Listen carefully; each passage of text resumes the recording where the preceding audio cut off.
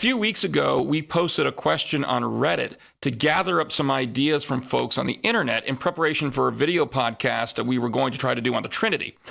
We asked people how they would explain the Trinity to someone who didn't know. And one answer in particular that we got was very illustrative of a line of thought that's becoming increasingly popular among critics of the Christian faith. I'm Ken Coughlan, a Christian apologist, and I work for Trinity Lutheran Church in Joppa, Maryland. Now, the response that I'm talking about that we got on Reddit said this. It said, the Trinity is a solution to a problem that had arisen as higher Christology developed within the faith. In the Synoptic Gospels, Jesus is the Son of God, but not divine like the Father. And then, probably in the early 2nd century, John's Gospel portrays Jesus as divine and pre-existing. The theory that this commenter was getting at is one that really took off when Bart Ehrman, a professor of religious studies at the University of North Carolina, published his 2014 book, How Jesus Became God, the Exaltation of a Jewish Preacher from Galilee. Now, Ehrman, who considers himself to be a historian, argued that the earliest Christians didn't actually see Jesus as any kind of divine figure at all. Then gradually views changed, and he became divine, but a lesser divine figure than God himself. According to Ehrman's argument, first century Judaism allowed for something of a continuum of divinity between God and man. God was on top, but then there could be lesser divine beings kind of filling the gap between us. Angels, demons, and even earthly kings, according to Ehrman, were sometimes seen as divine. So Jesus started out as a mere human, but then he was allegedly adopted by God, either at his baptism or at his resurrection, and exalted to the position of one of these lower divinities. All right?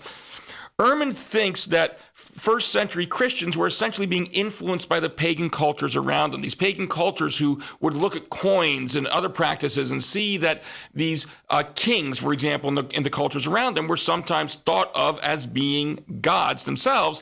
And these early Christians allegedly kind of felt pressure to do the same thing for Jesus. Then, of course, later still, after Jesus becomes kind of viewed as this lesser divinity, it's a relatively small step by the time the Gospel of John is written to have the seed of divinity grow to where the point where Jesus was actually thought of as being on equal footing with the Father. Now, what's interesting about this book, all right, is that its publisher, HarperCollins, anticipated the controversy it was going to cause, and they even welcomed it. I mean, after all, controversy drives book sales, right?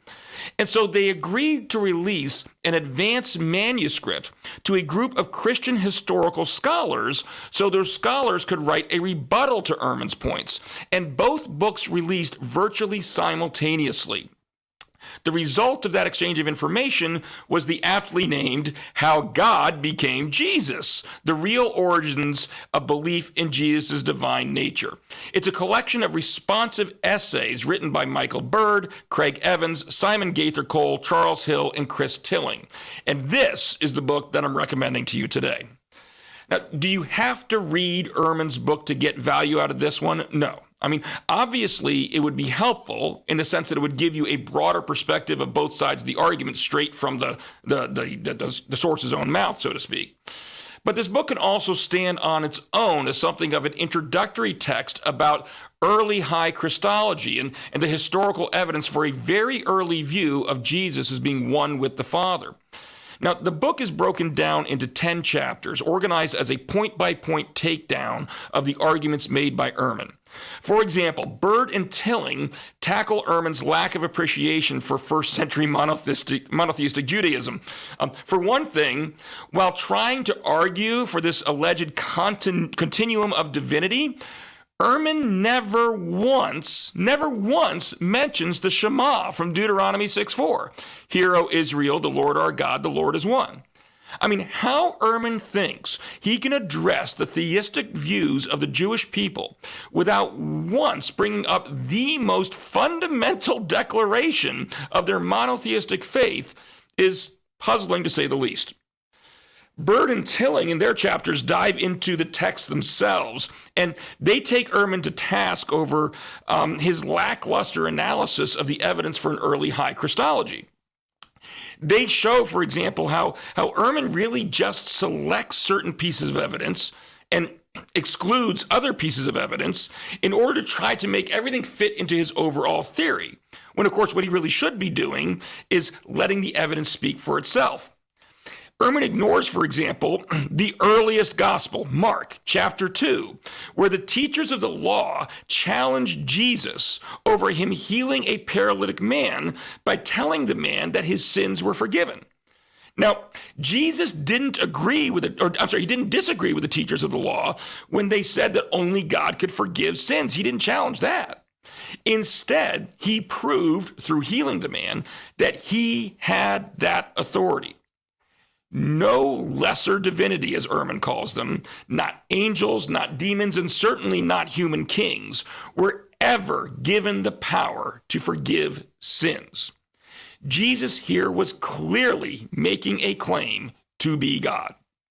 Now, other chapters of this book explore topics like first century Jewish burial practices and, and the way information was passed down by tradents in cultures with an oral tradition. Both of these are subjects that Ehrman just gets egregiously wrong. But more than that, these are also subjects that people in the pew likely know very little about.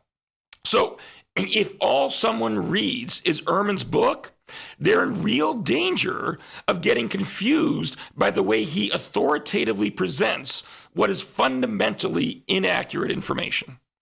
For that reason, not only am I recommending How God Became Jesus to you, but I'm encouraging you to bring it to the attention of your congregations, your friends, and your colleagues, so that people will see that there is another and a better view out there to counter the one that's offered by Ehrman. Thank you very much. God bless.